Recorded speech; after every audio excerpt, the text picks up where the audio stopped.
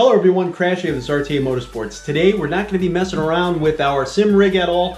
What we're going to be doing is actually having some fun with our 2018 ZL1. We're going to be installing some mods that I've been kind of collecting and wanting to do. Some of which are going to be functional, some of which are just going to be for appearance. Now I do want to let you all know our SD card somehow became corrupt and I lost a lot of the video footage. This video has been a long time coming. And so we're going to revisit some things. So this video is going to have some, time travel in it, but hopefully it all makes sense and you could all follow along, and I hope you enjoy. Welcome to RTA Motorsports.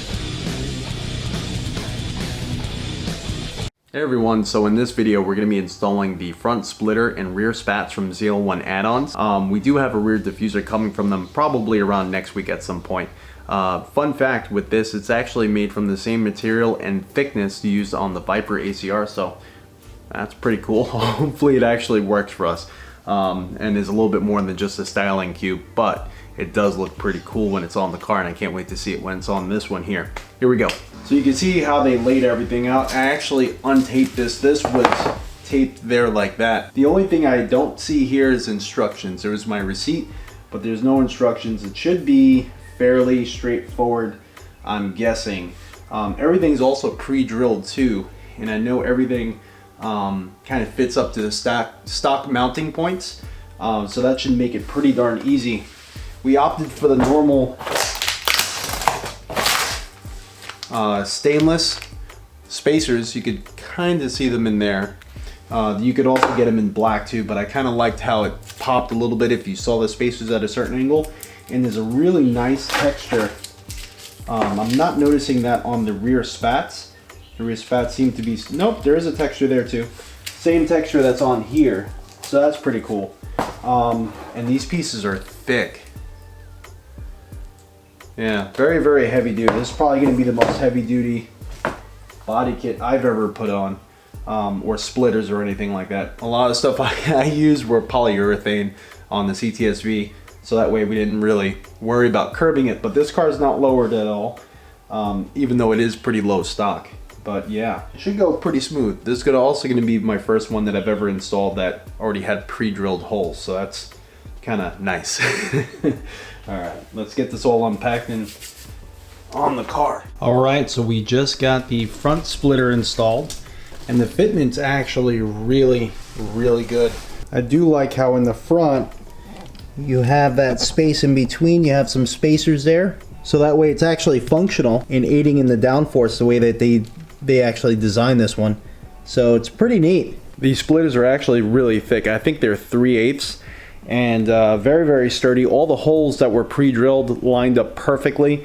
You do need a rev nut gun, so a rivet gun. Or you're gonna have to buy a lot of those long screws, but they recommend they use the rivets. I'm sure because it's functional, a lot of the downforce pushing down on it, especially at higher speeds, they probably feel that it's safer with the rivets instead. So we did get that on there and we are good to go. So now we're gonna jump to the rears. Okay, so we installed the ZL1 add-ons rear spats already. I'm gonna go into that in just a moment, but this is the ZL1 add-ons rear diffuser, and you could just see what that looks like there.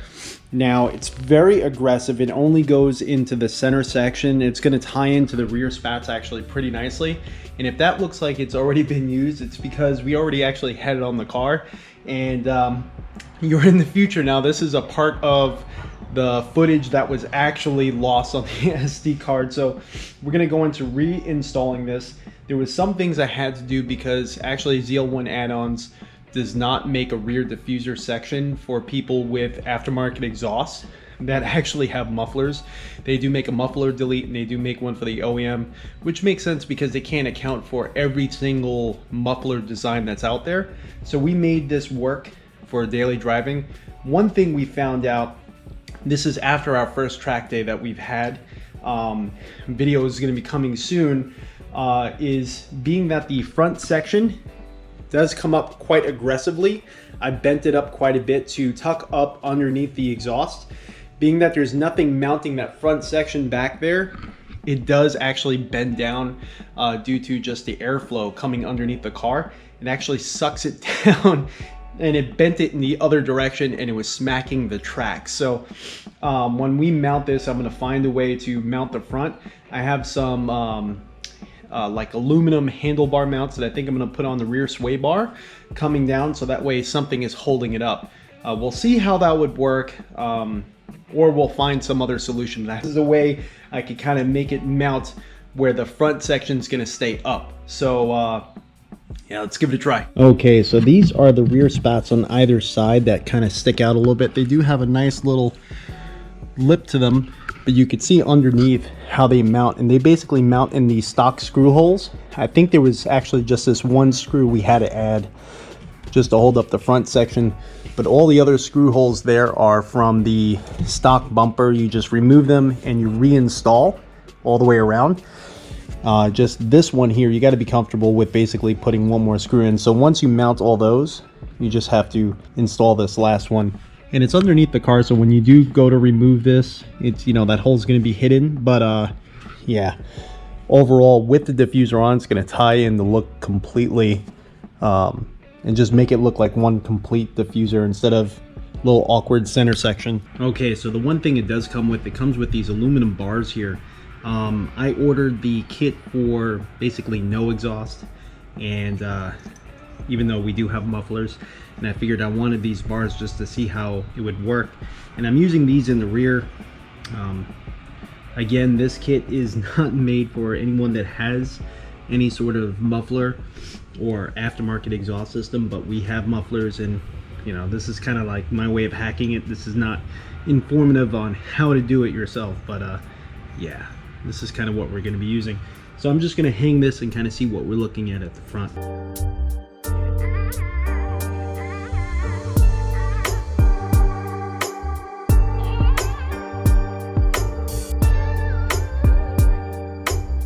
So the axle back system we have on here is the this is the Flowmaster American Thunder with the NPP function. It actually has valves up here just like the stock system does, so that way we can go into stealth mode and, you know, not wake everyone in the neighborhood. So I do have these just finger tight. I don't have the back mounted. If the back was mounted, it would be down like this. And I think the only reason why that happened was just maybe a little bit of air got underneath, and then it just immediately acted like a parachute, then bent this whole thing down into the pavement. But yeah, I'm gonna have to get something to go in between there. Only need a few inches, so I'm not really sure if I have anything, but we'll finish mounting this up and then we'll go from there. So I found little pieces of metal strip. They're probably just the right length, and it already had one hole drilled on one side. I'm going to drill a hole on the other side, and we're just going to rivet it onto this aluminum plate here that's attached to the diffuser. The other end, I'm going to drill a hole that will actually bolt onto the aluminum handlebar mounts that we're actually going to mount to our sway bar just to keep the front up. So I don't know if this is going to work, but we'll give it a shot and we'll test it out. Now, I'm not going to actually be able to fully run it through its paces until the next track day, because I've been driving it like this for a very long time and it never actually caused any issue on the highway or anything like that for quite a few months now. It wasn't until we actually went at track speeds that, of course, that sort of wind, that sort of air pressure, that's what caused the issue. So, but I think this should be enough, just to prevent the front from flapping and then pulling down once it picks up enough air gusts from the underside. Again, this is not an instruction. This is, you know, we're just kind of hanging out and trying different things. So this is not the way ZL1 add-ons meant for this to be installed, but we're modding, so I don't know. May not work at all. May cause more problems than good, but let's see. All right, so we had a little bit of a problem. That metal handlebar clamp that I was going to use as an idea just to mount to the top of the sway bar. The metal, I miscalculated. The metal itself will fit, but once I put in the rubber grommet that will actually clamp onto the sway bar, then I don't have any more room. It's too thick. It starts hitting the bottom of the body. So right now, just temporarily, I do have it kind of set up with really heavy duty, really thick zip ties. That's not going to be the permanent solution. What I ended up finding was that there's a bolt sticking out of the back coming from the body that is really not holding anything right now. So I'm probably gonna have maybe my buddy or have someone fabricate a bracket coming off that bolt, and then able to go in front of the diffuser, and we could maybe mount the front of it up with that bracket, so that way it's actually not hanging on anything structural, but yet it's going to be bolted down to something and out of the way from everything else. I don't want to use any other existing bolts. There's a few other options that I have there, but that way I'll take it off the sway bar and it'll be mounted permanently another way. Again, I've daily drive my car. This diffuser has been on there for months and I never had any issues. Basically from midway back of the diffuser, it's mounted to the car. It's just the very front. And I think on my last track day when we were hitting 130 miles an hour plus, maybe it was vibrating and just came down just enough to catch the wind and it bent it down. So not a big deal. If I do have to remove it for track days in the future, it literally only takes 15 minutes. It's really not that big of a deal at all. But it would be cool just to have it mounted permanently so that way we never have to worry about that. All right, so we just got it finished and all buttoned up for now. Again, I do have to find a more permanent solution for the front. But yeah, check it out.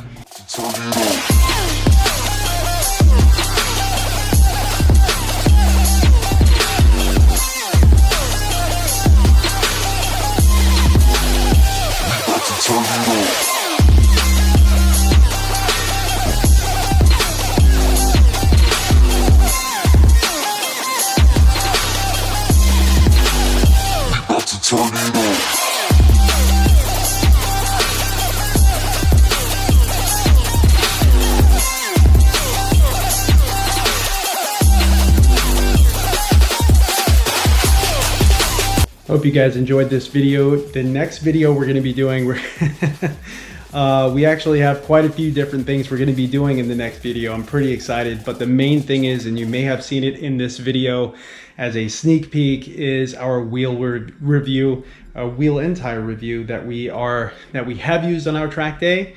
Was very, very happy with it, and we're going to continue to use. We do have our stock set up right up there for, you know, winter months and all that, but this is going to be our summer / track day setup, and I'm so excited to share it with you guys. Can't wait to talk to you about it next time. Have a good one.